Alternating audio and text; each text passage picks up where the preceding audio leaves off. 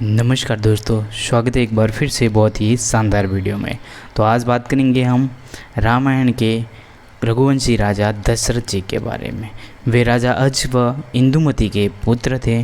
इक्ष्वाकु कुल में जन्मे थे और वे श्री राम के पिता थे। उनके चरित्र का आदर्श महाराजा, पुत्रों के प्रेम करने वाले पिता और अपने वचनों के प्रति पूर्ण समर्पित व्यक्ति के रूप में दर्शाया गया है। उनकी 3 पत्नियां थी, कौशल्या, सुमित्रा, केकई।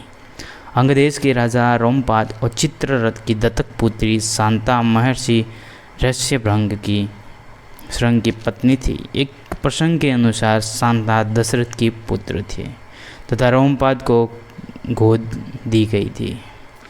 पुत्रों का जन्म दशरथ जी के कैसे हुआ, तो बात करें तो उन्होंने पुत्र कामना के लिए अश्वमेध यज्ञ किया। पुत्र कामेष्टि यज्ञ करने का विचार किया। उन्होंने एक मंत्री सुमंत ने उन्हें सलाह दी कि वह यज्ञ अपने दामाद ऋष्यशृंग या साधारण बोलचाल में श्रृंगी ऋषि के से करवाए। दशरथ के कुल गुरु ब्रह्मर्षि वशिष्ठ थे। वे उन्होंने धर्मगुरु भी थे और धार्मिक मंत्री भी थे।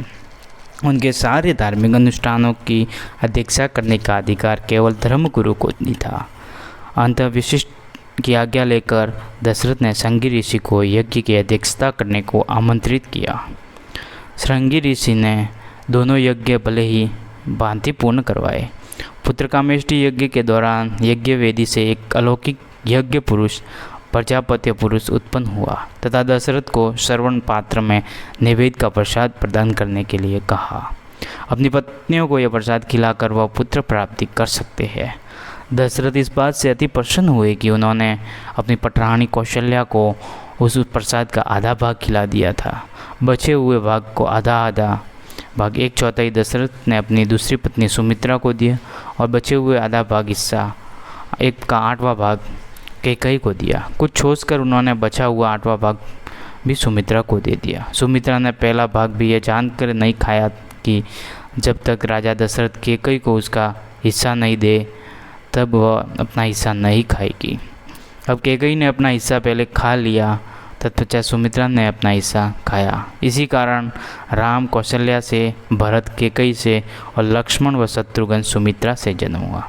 अब बात करें तो दशरथ जी का देवासन कैसे हुआ, तो राम के सीता के विवाह के बाद दशरथ ने एक घोषणा कर दी कि राम का राज्याभिषेक तुरंत होगा।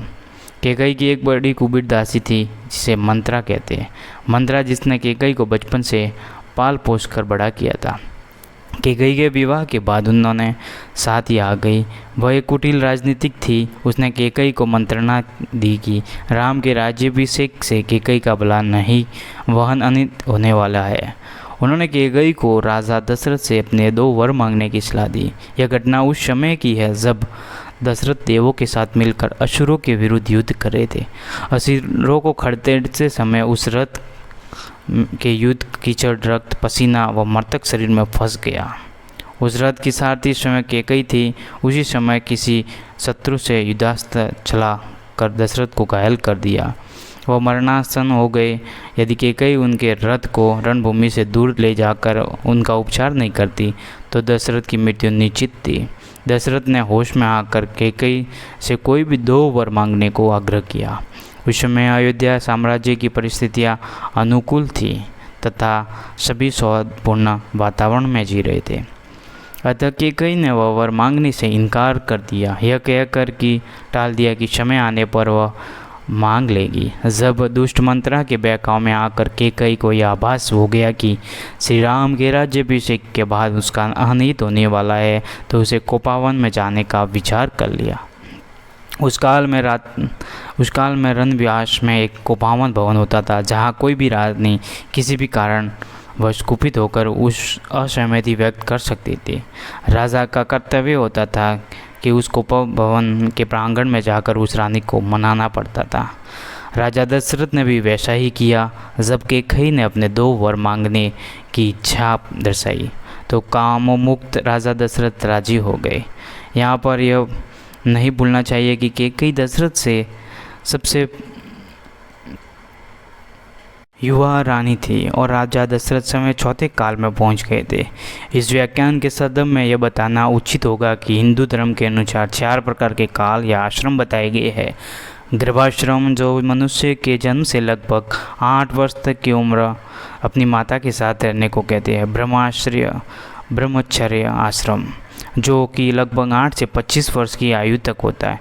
व्यक्तिगत कुल, गुरुकुल में विद्या तथा सांसारिक ज्ञान अर्जित करने में व्यतीत करता है। गृहस्थ आश्रम, जो कि लगभग 25 से 50 की आयु का होता है। व्यक्ति गुरुकुल के गुरु द्वारा आयोजित विवाह के सांसारिक बोध में अपने समर्पित कर देता है। वामप्रस्थाश्रम, जब मनुष्य की उपासना और गतिबद्ध हो जाता है, यहाँ पर एक सांसारिक उत्तरदायित्व का निवारण करता है। 5वीं अवस्था, जो कि वैकल्पिक है, संन्यास की है, जब व्यक्ति सांसारिक मोह माया के परे जाकर केवल भगवत स्मरण करता है। इस अवस्था के लिए यह अनिवार्य है कि मनुष्य अपने सारे उत्तरदायित्व भली भांति निभा लिए हो। इस अवस्था में मनुष्य अरण्य में जाकर ऋषियों की शरण लेता है अथवा कैकेयी के प्रति वासना जागना स्वाभाविक थी। उस वासना के लिए जो भी बने पड़े वहाँ निभाने के लिए दशरथ तत्पर रहते थे। जब कैकेयी ने राजा दशरथ से वह 2 वर मांगे, एक वे श्रवण के पुत्र भरत को अयोध्या की राजगद्दी तथा दूसरे में राम को 14 वर्ष का वनवास। राजा दशरथ यह बर्दाश्त न कर सके। उन्होंने कैकेयी को बहुत मनाने की कोशिश की, उसे भला बुरा कहा, लेकिन जब कैकेयी ने उनकी एक न मानी तो हाथ होकर वह कोप वन में गिर गए। जब राम को यह विषय का आभास हुआ तो वह स्वयं ही दशरथ के समीप और उन्हें आग्रह किया कि रघुकुलों की मर्यादा को ध्यान में रखते हुए वह कैकेयी के 2 वर प्रदान करे, और उन्हें हट करके राजा को इन बातों से मना लिया। सन्यासियों के वस्त्र पहनकर सीता लक्ष्मण के साथ वन की ओर निकल पड़े। यहाँ यह भूलना नहीं चाहिए कि राजा श्रवण कुमार का वध राजा दशरथ के भूलवश हो गया था, जिसके कारण उनके माता पिता ने राजा दशरथ के पुत्र वियोग का श्राप दे दिया था। इसी के फलस्वरूप राम को वनवास हुआ। राजा दशरथ के पुत्र वियोग में राम को याद करते हुए प्राण त्यागे। यह सदमा बर्दाश्त न कर सके और उन्होंने अपने प्राण त्याग दिए। रामायण में दशरथ का नाम इनके बाद भी लिया जाता है। जब राम अपने आप को दशरथ पुत्र कहकर तो संबोधित करते हैं या अपना इस सदम में परिचय देते हैं। अगर आपको ये दशरथ जी के बारे में जानकारी अच्छी लगी हो तो वीडियो को लाइक करें और चैनल पर नए हो तो चैनल को सब्सक्राइब जरूर करें। जय श्री राम, जय हिंद।